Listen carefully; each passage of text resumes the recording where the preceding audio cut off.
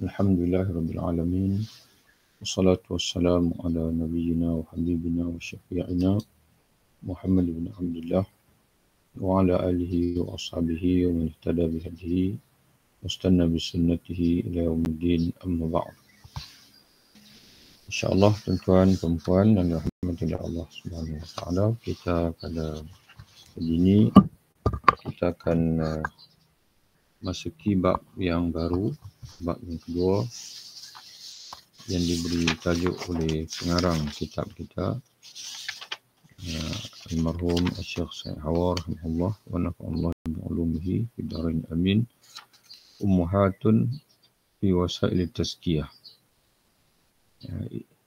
perkara-perkara induk dalam wasilah ataupun jalan tarbiyah, jalan-jalan tazkiyah. Jadi dalam naskah terjemahan dia terjemahkan pada kita induk sarana tazkiyah, perkara-perkara induk, perkara-perkara pokok ataupun ibu dalam kita melalui jalan tarbiyah. Jadi dalam bab ini dia akan mendedahkan kepada kita apa yang seharusnya kita mulazamah, kita beramal untuk menyucikan jiwa kita yang terdiri daripada salat, zakat dan juga infak, puasa, haji, baca Quran, berzikir, bertafakkur, mengingati mati, muraqabah, muhasabah, mujahadah, mu'atabah, jihad, amar ma'ruf nahi munkar, melakukan khidmat, tawaduk, dan begitulah insya-Allah yang kita akan lalui satu per satu dengan izin daripada Allah Subhanahu wa taala. Jadi pada pagi ini tuan-tuan sekalian, kita baca mukadimah dia dulu. Kita akan baca mukadimah, setelah itu baru kita akan masuk satu persatu sarana tazkiyah ataupun jalan-jalan untuk tazkiyah. Ada perselisihan filosofis seputar apakah tidak ada kaitan antara sarana, tujuan, dampak ataukah ada mata rantai sahaja. Masalahnya adalah relatif. Dalam kitab kita ini, pengarang Syekh Said Hawar dia akan kemukakan semua yang dia sebut ini, iaitu jalan tazkiyah ataupun diterjemahkan dengan sarana tazkiyah. Itu yang pertama. Yang kedua, maqasid, tujuan tazkiyah. Dan yang ketiganya adalah al-asar, kesan daripada proses tazkiyah. Jadi ketiga-tiga ini akan diberi pengukuhan oleh Syekh Said Hawar dengan membawa intisari daripada kitab Ihya Ulumuddin. Jalan tarbiyah, tujuan jalan tazkiyah, tujuan tazkiyah dan juga kesan atau buah ataupun hasil daripada tazkiyah. Jadi menjadi persoalan filosofis ini di antara ahli falsafah. Apakah ada saling keterkaitan di antara jalan, tujuan dan juga kesan ini, ataupun hanya sekadar mata rantai saja. Maknanya setiap satu daripada itu menjadi tapak untuk kita mencapai kepada satu yang lain. Kata dia masalahnya adalah relatif, nisbi. Setiap sarana adalah tujuan bagi yang lainnya. Setiap jalan tazkiyah merupakan tujuan kepada jalan tazkiyah yang lain. Dan setiap tujuan merupakan sarana bagi yang lain. Mana dia berlaku timbal balik. Timbal balik. Tujuan berzikir adalah untuk mengenal Allah. Dan kita mengenal Allah juga adalah untuk kita berzikir kepada Allah Subhanahu wa Ta'ala. Itu mungkin contohlah yang kita boleh berikan. Jadi hasil-hasil itu sendiri tidak keluar dari keberadaannya sebagai tujuan.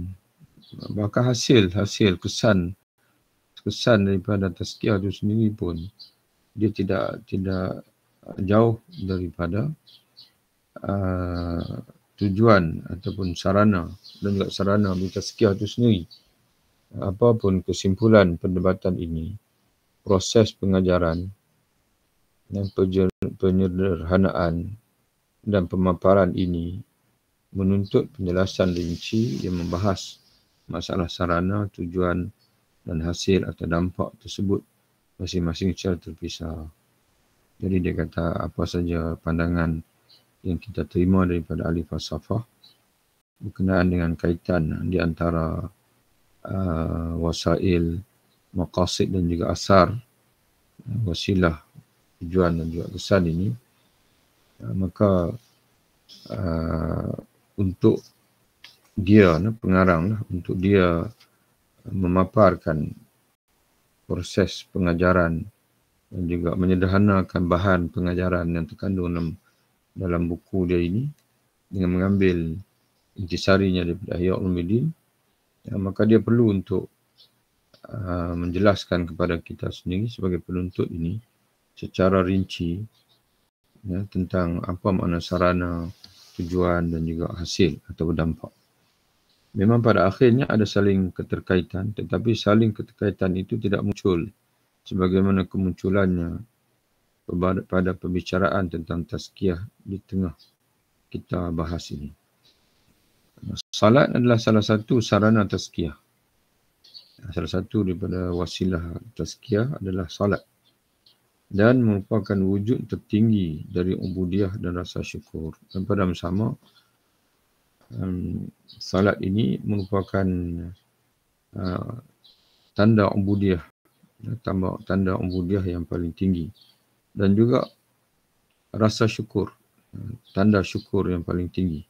Jadi sebab itu dalam surah yang pendek, surah yang paling pendek dalam Al-Quran, iaitu surah Al-Kawthar, inna a'tainakal kawthar, sesungguhnya kami telah menggunakan kepadamu wahai Muhammad sallallahu alaihi wasallam al-Kawthar, kurniaan yang banyak, maka hendaklah kamu sentiasa bersyukur kepada Allah. Maka Allah Ta'ala menyebutkan ayat berikutnya, fasalli, maka tunaikanlah salat kepada Tuhanmu, wanhar, dan juga sembelihlah korban. Jadi sebab itu Nabi sallallahu alaihi wasallam bila ditanya, kenapa ya Rasulullah engkau salat dan begitu banyak, begitu lama berdiri sehingga bengkak-bengkak kaki? Nabi SAW menjawab, afala akunu abdan syakura, dan tidak patutkah aku ini menjadi hamba yang bersyukur? Jadi Nabi banyak salat untuk menzahirkan syukur. Jadi kata pengarang kitab kita ini, salat dia bukan saja sarana tazkiyah, wasilah tazkiyah, tapi dia juga merupakan ubudiyah, tanda ubudiyah, penghambaan diri kita yang paling tinggi, dan juga untuk menzahirkan syukur. Dengan demikian ia adalah sasaran itu sendiri. Jadi salat itu menjadi sasaran itu sendiri, bukan saja wasilah tapi juga sasaran. Jadi ia adalah tujuan dan sekaligus sarana. Jadi salat itu melihat di aspek itu, dia menjadi tujuan dan sekaligus dia juga adalah wasilah. Jadi seolah-olah macam oleh kerana kita manusia ini perlu bersyukur, dan bersyukur ini tidak tercapai melainkan dengan mengerjakan salat. Jadi sebab itu salat itu sendiri menjadi fokus dalam kehidupan kita, dan pada masa yang sama disebut tazkiyah, dia merupakan jalan untuk penyucian jiwa. Salat yang dilakukan secara sempurna merupakan tanda bahawa jiwa dan hati tersucikan. Jadi salat, kita melakukan salat untuk tazkiyah.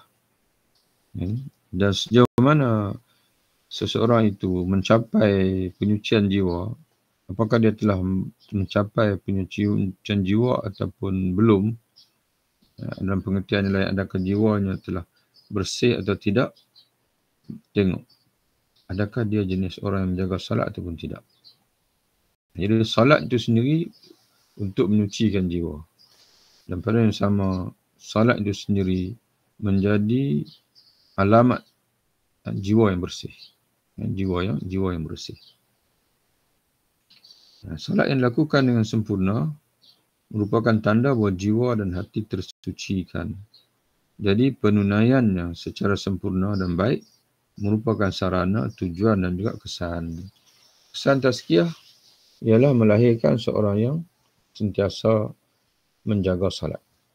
Dan pada yang sama, salat itu juga adalah wasilah untuk tazkiyah. Dan pada yang sama, salat itu juga menjadi tujuan. Tujuan daripada dia panggil agama itu sendirilah. Kita mengenal Allah untuk apa? Supaya untuk kita salat dengan khusyuk. Sebagai contoh. Kenapa kita perlu mempelajari sifat-sifat Allah sebagainya? Supaya kita memahami kenapa kita perlu salat. Bagaimana untuk kita melahirkan rasa khusyuk dalam salat dan sebagainya. Dengan demikian pula masalah-masalah lainnya yang berkenaan dengan perbahasan ini. Sekalipun demikian, tidak ada pilihan di hadapan kami kecuali harus membagi perbahasan kami dalam buku ini kepada sarana tazkiyah, hakikat tazkiyah dan juga hasil-hasil tazkiyah. Jadi kata Syekh Said Hawa, walaupun dia ada saling keterikatan di antara wasail tazkiyah, maqasid tazkiyah dan juga asar tazkiyah ini, dan boleh saja terus kepada perbahasan tentang solat sebagai contohnya, di mana bila kita bahas tentang solat, sekaligus kita dapat bahas di situ dalam satu tajuk solat saja pun kita dah dapat bahas tentang wasilah tazkiyah, maqsid tazkiyah dan juga asar tazkiyah. Tapi kata Syekh Said Hawa, dia merasakan tidak ada pilihan bagi dia sebelum masuk membicarakan satu persatu tentang sembahyang, zakat, puasa, haji dan sebagainya, melainkan kena jelaskan terlebih dahulu masalah berkenaan dengan sarana tazkiyah, wasilah tazkiyah, tujuan tazkiyah dan juga hasil-hasil tazkiyah ini. Pembahasan masalah ini merupakan isi dari ketiga bab berikutnya. Jadi 3 bab yang akan datang ini, maka induknya adalah kita memahami dengan baik apa yang dikatakan wasilah tazkiyah, maqsid tazkiyah dan juga athar tazkiyah.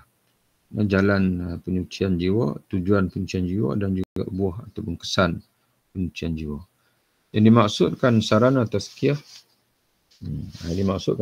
tazkiyah, kata dia ialah amal perbuatan yang mempengaruhi jiwa secara langsung dengan menyembuhkannya dari penyakit, membebaskannya dari tawanan hawa nafsu ataupun syaitan, atau merealisasikan akhlak padanya. Itu makna jalan sarana tazkiyah, itu wasilah tazkiyah. Iaitu menjawab persoalan, saya ingin menyucikan jiwa, bagaimana caranya? Maka itulah dipanggil cara menyucikan jiwa itu. Cara untuk menyembuhkan penyakit hati dan cara untuk membebaskan hati daripada ditawan oleh nafsu, oleh syaitan dan sebagainya. Itu dimaksudkan dengan wasail tazkiyah, jalan-jalan tazkiyah. Penunaian salat misalnya dapat membebaskan manusia dari sikap sombong kepada Allah, Tuhan alam semesta. Dan pada masa yang sama, salat juga bisa menerangi hati, lalu memantul pada jiwa dengan memberikan dorongan untuk meninggalkan perbuatan keji dan mungkar. Itu salat.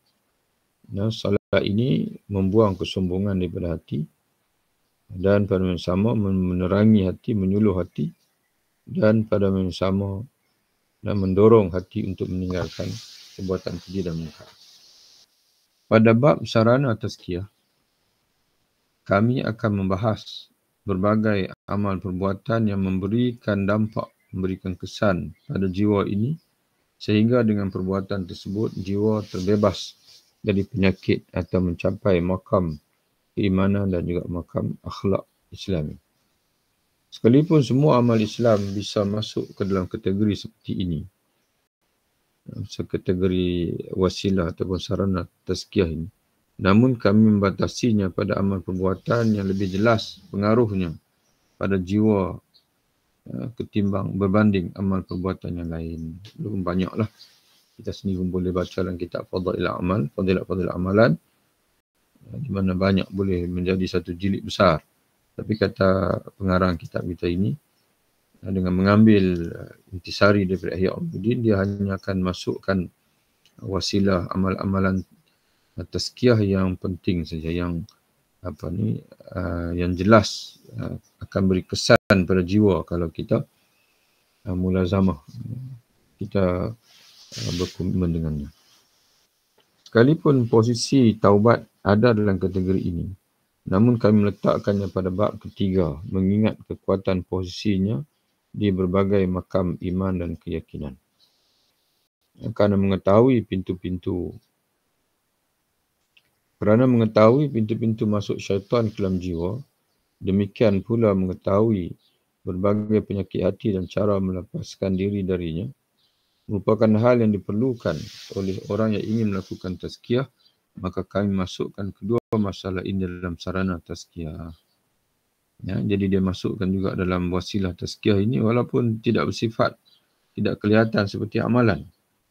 Ya, dia kelihatan seperti pengawasan, perkara yang perlu diawasi.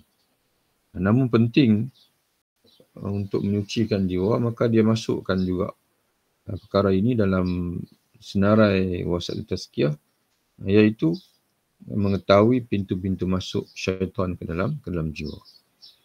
Sebelum kita masuki bab ini, perlu kami berikan beberapa penjelasan berikut. Fitrah manusia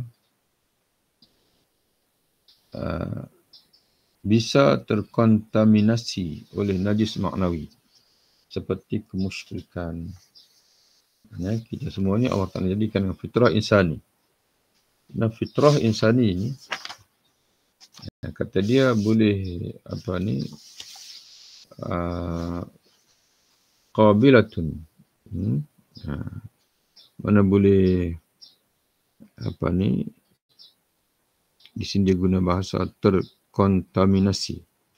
Terjemahan kepada qabilatun lian tatamarraq mana diselaputi.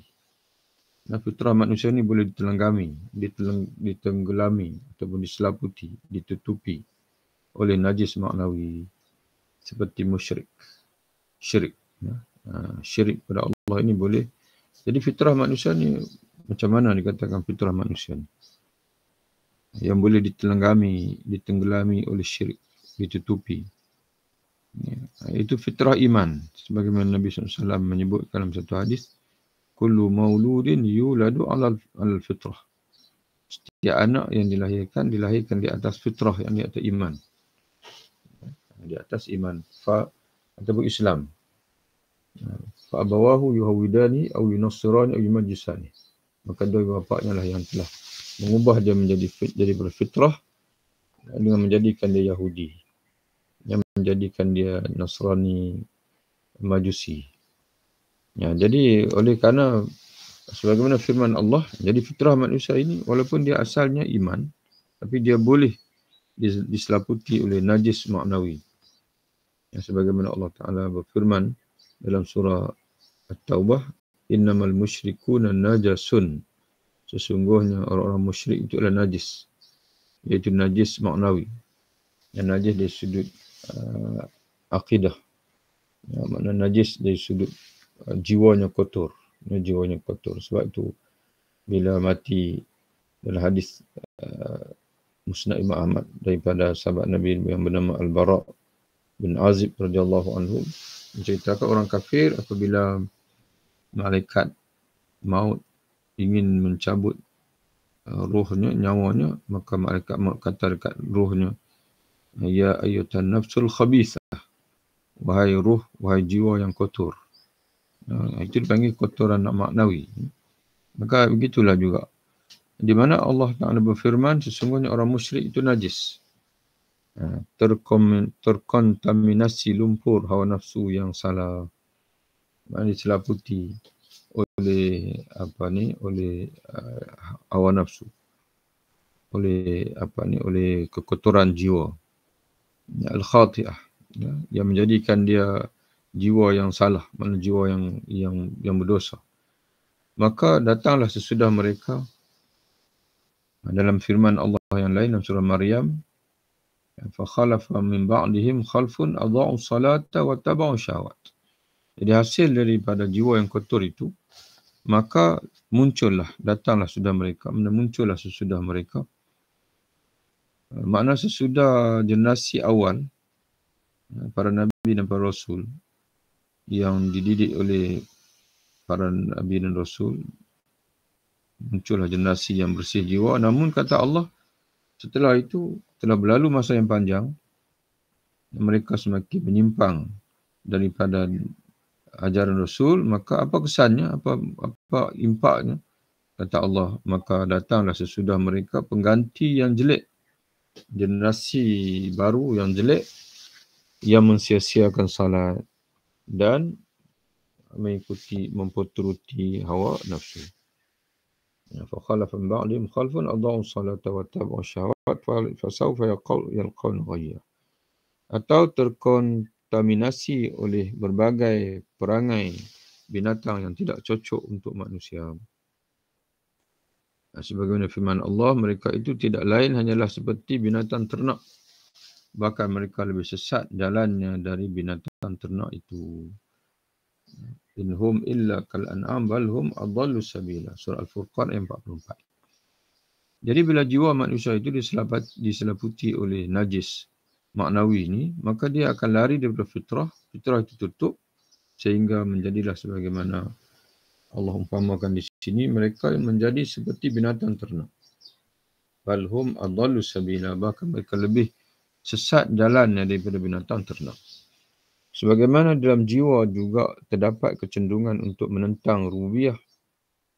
Yang mana jiwa yang lari daripada fitrah ini juga ada kecenderungan untuk menentang Allah sebagai Rabb. Seperti sombong dan angkuh. Sifat sombong dan angkuh. Sifat sombong dan juga angkuh.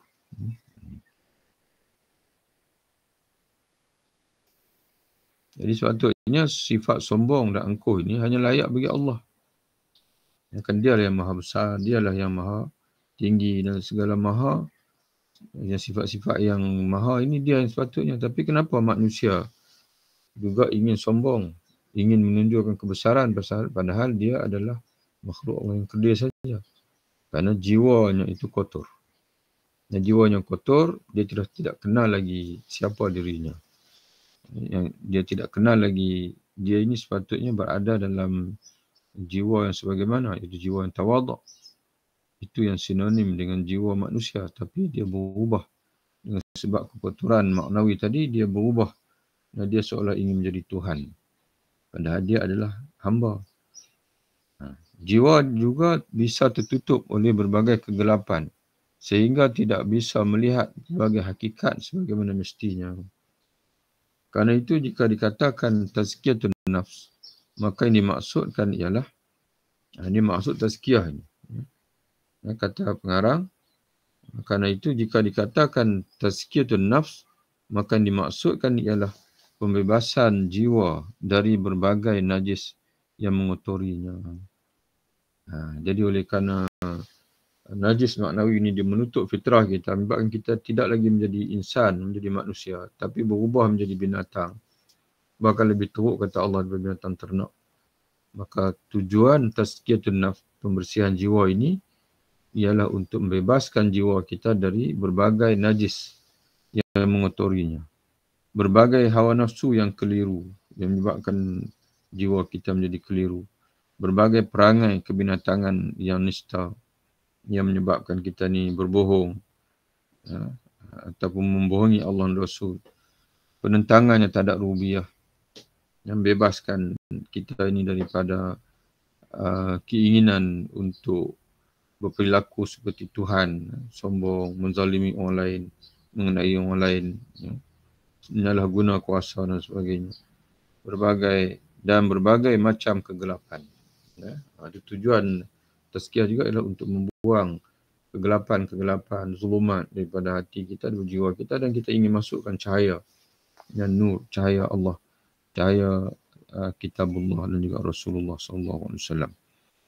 Para Rasul tidak diutus tidak lain adalah untuk melaksanakan misi seperti itu. Misi tazkiyah. Tazkiyah iaitu membersihkan jiwa manusia daripada najis maknawi. Antara manusia dan binatang ada unsur-unsur kesamaan yang diperlukan kehidupan manusia. Namun hal seperti itu tidak menjadi perbahasan kami. Berbagai macam syahwat yang dibenarkan terkait dengan berbagai kemaslahatan dibenarkan pula. Hal itu juga tidak menjadi kajian kami. Ini masuk dalam fiqh. Sejauh mana kita ada sisi sama kita dengan binatang, haiwan. Kita memerlukan makan, kita memerlukan keperluan dari sudut jantina. Lelaki memerlukan pada perempuan, perempuan memerlukan lelaki. Maka sebab itu ada hukum nikah kahwin dan sebagainya. Dan kita memerlukan pada pakaian, kita memerlukan rumah, hiburan. Sejauh mana harus untuk atau tidak. Itu kata dia tidak akan bahas dalam kitab ini. Dan mana aspek kesemaan, sejauh mana kita boleh meraihkan keperluan kehaiwanan yang dalam jiwa kita, itu fiqh. Dia tidak ada kaitan dengan tazkiyatun nafs. Allah telah menjadikan pada manusia kesiapan untuk berakhlak dengan berbagai kesempurnaan. Seperti santun dan kasih sayang, dan menjadikan untuknya beberapa sifat seperti mendengar dan melihat. Berbagai kesempurnaan yang bisa menjadi sifat manusia ini yang merupakan bahagian dari sifat-sifat Allah, tidak termasuk ke dalam apa yang kami maksudkan. Ya, itu dia tidak akan sentuh yang itu. Ya, sebaliknya dia akan mana mungkin diserahkan dalam, kalau nak baca boleh baca dalam kitab induk yang asal lah, kerana dia akan fokuskan kepada wasilah, jalan bagaimana untuk kita membersihkan jiwa. Itu saja yang dia akan fokuskan kepada kita. Berbagai taklif ilahi tercurahkan untuk kemaslahatan individu dan masyarakat. Sementara itu tidak ada kemaslahatan bagi individu dan masyarakat kecuali dengan menyucikan jiwa individu. Oleh kerana itu, di antara taklif ilahi yang terpenting adalah apa yang bisa membersihkan jiwa. Yang ini insyaAllah kita akan baca dalam siri-siri kuliah kita yang akan datang. Kita berhenti di situ. InsyaAllah, mudah-mudahan beri manfaat untuk kita insyaAllah. Wabillahi taufiq. Assalamualaikum warahmatullahi wabarakatuh.